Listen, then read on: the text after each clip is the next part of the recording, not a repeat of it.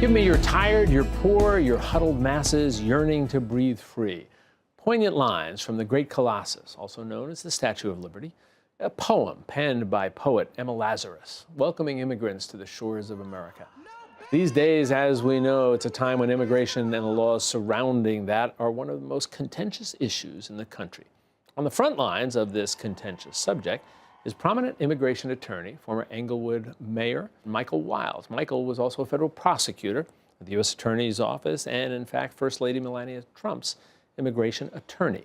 His new book, titled Safe Haven in America, Battles to Open the Golden Door, explores how America's broken immigration system has become a hot-button issue.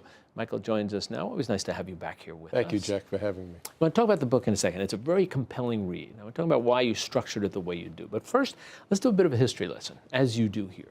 Because you talk about the fact that this is not new, and this is not a new burden for presidents to wrestle with. Explain what you mean by that. Since our onboarding as a nation, presidents have had to deal with the challenge of immigration. We fought pirates in the high seas. We fought people that were going to create treason. We fought all sorts of challenges. We have stains on our history as the Japanese internment and the days of slavery and so forth. And there was always an immigration element to the concern. And we see the pendulum turning, Jack, from a concern for America's homeland to the liberalization and the entrepreneurship, the very diversity and the richness that immigrant and immigration work brings to the United States. But this notion of struggling with numbers, how many come in, under what circumstances, as you talk about it, is not a new phenomenon. It's not a new phenomenon, and it's been a challenge that Congress has met amply well, and we've learned our lesson. We've seen with the Chinese Exclusion Act in the 1800s, where there were thousands, an abundance of people, and yet not enough when we needed our railroad tracks laid from New York to California. But then when the work was done, they had to legislate to keep American workers at bay because the foreigners were deemed to be taking jobs from Americans. Can you talk about the book a little bit? Because the way you did it, it's a very compelling, almost reads like a thriller, a series, sections of case studies. Why did you decide to do it that way? I had the privilege of being a second-generation immigration lawyer. My father represented John Lennon in a heralded immigration case. Had your father on with you and talked about that some time ago. Perhaps the most bitterly contested deportation case in American history, when President Nixon wanted John out. Since then, you would have thought that immigration and the government would have gotten the message. Human asset intelligence, the war on terrorism, the deterioration of the moral fiber of what America as a safe haven was the reasons I authored this book.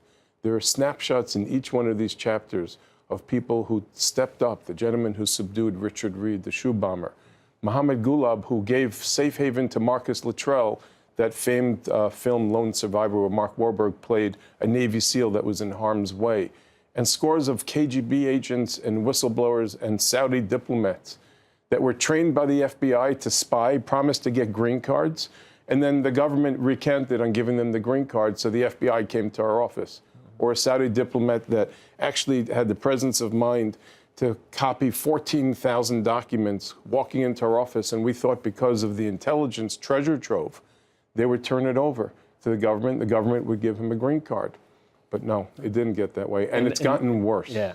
During the course of history, as you know, the public has looked at the notion of immigration differently at different times. Sometimes with ambivalence, sometimes appreciated the notion, embraced the notion of bringing people, other times rejecting the notion. What do you think the current feeling is in terms of what you see in the public, and why? America is a golden experiment among nations, and we can't afford not to get this right. We can't afford not to look at foreign students that are trying to onboard into our workforce as people that would be the next generation citizen, because we'll compete against them internationally. We can't afford to turn our back on children at our southern border when we're fixated about building walls with 12 million people unlawfully present behind that wall. We can't afford to not have the next invention and the beautiful diamond in the rough that immigrants and immigration has been.